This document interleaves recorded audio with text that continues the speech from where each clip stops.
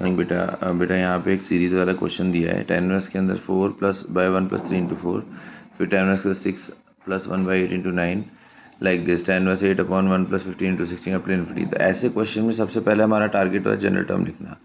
तो 4, 6, 8, 10 like this, ये AP चल रही है, तो इसमें जनरल टर्म लिखते हैं 4 + r - 1 × 2, मतलब 2r + 2 हो गया न्यूमरेटर में। फिर डिनोमिनेटर में 1 तो सब में आ ही रहा है, और बाकी टर्म्स में जैसे 4 है तो 4 2 का स्क्वायर है, 9 3 का स्क्वायर है, 16 4 का स्क्वायर है। तो बेसिकली जो भी टर्म नंबर है तो r + 1 का स्क्वायर हो रहा है। जैसे यहाँ सेकंड टर्म है तो 2 + 1 का स्क्वायर, यहाँ थर्ड टर्म है तो 3 + 1 का स्क्वायर। तो rth टर्म में r + 1 का स्क्वायर आएगा, और ये जो उसके साथ में नंबर है वो उससे एक कम है, तो r + 1 का स्क्वायर -1। तो उसको अगर एक्सपेंड किया तो r² + r आता है, मतलब r × r + 1, sorry r × r + 2 आता है, r × r + 2, और r + 1 का स्क्वायर 2 बार r + 1 लिखेंगे। तो मैंने क्या किया, जो 2 r + 1 है उसको बीच में लिखा, और r × r + 2 को अलग अलग लिख दिया, r इधर और r + 2।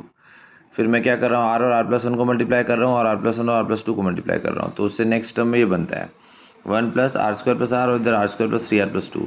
तो बेसिकली इन दोनों जो प्रोडक्ट होते हैं उन दोनों का ही डिफरेंस हमें ऊपर लिखना होता है। तो उन दोनों को अगर माइनस करके लिखा तो वो यही टर्म 2r + 2 बनता है।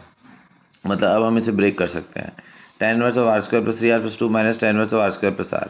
अब एक एक करके बेटा वैल्यू पुट करो। जैसे r को 1 पुट किया तो tan inverse 6 - tan inverse 2, r को 2 पुट किया तो tan inverse 12 - tan inverse 6 like this. Last term के लिए n पुट करेंगे तो r को n पुट किया, tan inverse of n² + 3n + 2 - tan inverse of n² + n। तो डायगनली ऐसे टर्म्स कैंसिल होते हैं, एक ये बचता है और एक ये।